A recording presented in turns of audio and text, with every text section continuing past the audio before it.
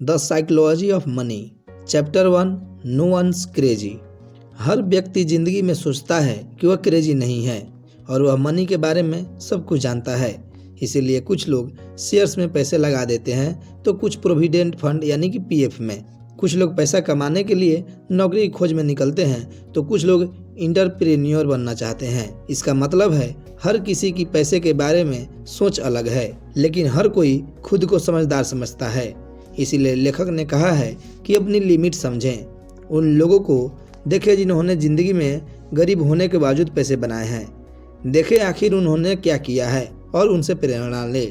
Chapter 2, luck and risk. इस बात से इनकार नहीं किया जा सकता कि कुछ लोग पैसों के मामले में लकी होते हैं, जैसे कुछ लोग पैदा ही अमीर घरों में होते हैं। अगर आप बिल गेट्स के घर में पैदा होते तो आप अपने आप ही अमीर होते।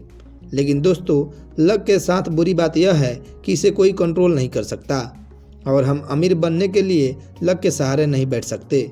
दूसरा तरीका होता है रिस्क लेने का। बहुत से लोग कंफर्ट जोन में रहते हैं और 9 से 5 वाली जॉब में पीछे रहते हैं।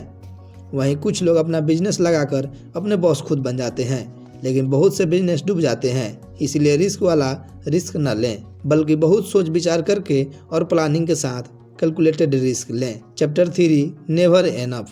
यह बात भी सच है कि पैसा लोगों का दिमाग खराब कर सकता है। बहुत से अमीर लोगों को उनका पैसा कभी भी एनफ नहीं लगता। महंगी गाड़ियां और बंगले आदि होने के बाद वे चाहते हैं कि उन्हें आइसलैंड भी हो। अपने लालच में वे ऐसे काम कर जाते हैं कि पूरी तरह से बदनाम ही हो जाते हैं। फिर इतना लालच किस काम का? माल्या का एग्जाम्पल तो आपने देखा ही है। इसलिए आदमी को एक गोल बनाना चाहिए कि मैं लाइफ में इतना पैसा कमाऊंगा, मोरल प्रिंसिपल के साथ रहूंगा और चैरिटी करूंगा। इस तरह से उसका पैसा अपने आप ही बढ़ता चला जाएगा, क्योंकि उनकी गुडविल से पैसा और बढ़ जाता है। Chapter 4, compounding compounding. सबको कंपाउंडिंग के बारे में पता होना चाहिए। ज़्यादातर इन्वेस्टमेंट में सिंपल इंटरेस्ट ही मिलता है। वॉरेन बफेट इसी सिद्धांत से इतने अमीर बने थे, लेकिन उनकी संपत्ति 5 से 10 नहीं, पूरे 75 साल में इतनी हुई है। वे उसे बार बार इन्वेस्ट कर देते थे और ऐसे शेयर चुनते थे जो कई गुना मुनाफा देते हो। इसके अलावा उन्होंने कंपाउंड इंटरेस्ट वाले इन्वेस्टमेंट में ही अपना पैसा लगाया था। Chapter 5, getting wealthy versus staying wealthy. बहुत से लोग बहुत सा पैसा कमाने के बाद उसे खो भी देते हैं। ऐसा बहुत से खिलाड़ियों और फिल्मी सितारों के साथ हुआ है, क्योंकि उन्हें इन्वेस्टमेंट की समझ नहीं थी। न तो उन्होंने एफडी करवाई, न पीपीएफ में लगाया, न ही रियल एस्टेट में इन्वेस्ट किया, बल्कि अंधाधुंध खर्च करते गए। उन्हें लगा उनका पैसा कभी खत्म ही नहीं होगा। इसीलिए पैसे की समझ विकसित करना बहुत जरूरी है। Chapter 6, tells you win. अगर एक बार सिक्का उछालो तो जरूरी नहीं कि आप जीत जाओगे, लेकिन उसे बार बार उछालोगे तो पॉसिबिलिटी है कि आप सफल हो जाओगे। इसी तरह किसी भी काम को बार बार करते रहो, पहली बार में ही सफलता नहीं मिलती। अगर बिजनेस पहली बार फेल हो गया हो तो फिर से ट्राई करो और तब तक ट्राई करते रहो जब तक कि सफल ना हो जाओ। Chapter 7, freedom. असली पैसा वो होता है जो आपको टाइम से आज़ादी दे। कुछ लोग पैसा तो कमाते हैं लेकिन दिन भर खपते रहते हैं। उनके पास एंजॉय करने का टाइम ही नहीं बचता। ऐसा पैसा किसी भी काम का नहीं है। अगर आपके पास पैसा है तो आप बहुत से कामों को आउटसोर्स कर सकते हैं। Chapter 8, man in the car paradox. यह अजीब बात है, जब भी हम किसी महंगी गाड़ी को देखते हैं तो हम यही कहते हैं, वाह कितनी कूल गाड़ी है। हम कभी भी उसके मालिक की तारीफ नहीं करते और यह नहीं कहते, वाह कितना कूल व्यक्ति है। ऐसा ही हमारे साथ होगा। अगर हम भी ऐसी महंगी गाड़ी खरीद लेंगे तो लोग सिर्फ गाड़ी की ही तारीफ करेंगे, हमारी नहीं। हमसे वे केवल ईर्ष्या करेंगे। इसलिए मटेरियलिस्टिक चीज़ों के पीछे इतना न भागें। अगर ज़्यादा पैसा है तो उससे नए एक्सपीरियंस हासिल करें, किसी की हेल्प करें, कहीं घूमने जाएं, जिनसे आपको लाइफ टाइम के लिए अच्छी मेमोरीज बन जाएगी। और यही असली खुशी का राज है। Chapter 9, wealth is what you don't see. अमीरी वो है जो नज़र आती है, जैसे महंगी गाड़ियाँ, बंगले, ब्रांडेड कपड़े। लेकिन वेल्थ नज़र नहीं आती, जैसे इन्वेस्टमेंट, प्रॉपर्टी, बिजनेस आदि। अगर आपके दोस्त ने, जिसकी इनकम आपके जितनी ही है, 10 लाख की कार ली है तो देखने से वह अमीर लगेगा, लेकिन उसके पास अब आपकी तुलना में 10 लाख कम होंगे। इसीलिए वेल्दी बनने की कोशिश करें, अमीर दिखने की नहीं। Chapter 10, save money. बचत करने के मामले में 3 तरह के लोग पाए जाते हैं। पहले वो जो सोचते हैं उन्हें बचत करने की जरूरत नहीं है। दूसरे वो जो सोचते हैं वे बचत नहीं कर सकते। तीसरे वो जो बचत करते हैं वक्त के साथ साथ तीसरे बहुत हेल्दी बन जाते हैं, उनका बुढ़ापा आराम से कटता है। लेकिन बाकी उम्र भर तंगहाली का जीवन व्यतीत करते हैं और दूसरों पर निर्भर रहते हैं। वे स्वभाव से बहुत कड़वे भी हो जाते हैं। इसलिए आज से ही बचत करना सीखें और बचे हुए पैसों को इन्वेस्ट करें। चैप्टर 11वां, रीजनेबल और रेशनल। कुछ लोग इतना सोच विचार करते हैं कि कुछ कर ही नहीं पाते। वे रेशनल होने के चक्कर में हर चीज़ में परफेक्शन लाने की सोचते हैं। थोड़ी सी भी कमी रहने पर उस काम को आगे नहीं बढ़ाते। ऐसा करने के बजाय आप यह देखें कि आपने जो प्लान किया है उससे काम चल जाएगा या नहीं। लाखों कमाने वाले ऐसे ही स्टॉक में लॉन्ग टर्म के लिए इन्वेस्ट करें, क्योंकि उनमें हर महीने उतार चढ़ाव आते रहते हैं, लेकिन लंबे समय में वे प्रॉफिट ही देते हैं। Chapter 12, surprise. इंसान को ज़िंदगी में हमेशा सरप्राइज के लिए तैयार रहना चाहिए। ऐसा ही पैसे को लेकर भी आपको सरप्राइज मिल सकता है। बहुत से लोग कोरोना के पहले शेयर मार्केट में बहुत अच्छा पैसा कमा रहे थे, लेकिन अचानक से कोरोना आ गया और सारा मार्केट धड़ाम से गिर गया। बहुत से लोगों को लॉस हुआ, लेकिन बाद में फिर से मार्केट ऊपर चला गया था। ऐसा ही किसी कंपनी को जिसे आप बहुत अच्छा समझ रहे हो और उसमें कोई घोटाला कर दे तो डूब जाती है और आपका पैसा भी डूब सकता है। इसीलिए हमेशा चौकन्ने रहें। चैप्टर 13वां, रूम फॉर एरर। पैसा कमाने के दौरान हर किसी से एरर हो सकता है, लेकिन उससे बहुत कुछ सीखने को भी मिल सकता है। गलती से होने वाले नुकसान से बचने के लिए आप हमेशा अपने पास कुछ रिजर्व कैश रखें। सारा पैसा एकदम इन्वेस्ट न कर दें। वॉरेन बफेट ने कहा है, cash is the king. Yes bank का शेयर जब गिर रहा था तो बहुत से इन्वेस्टर को नुकसान हुआ था, लेकिन कुछ लोगों के पास कैश था।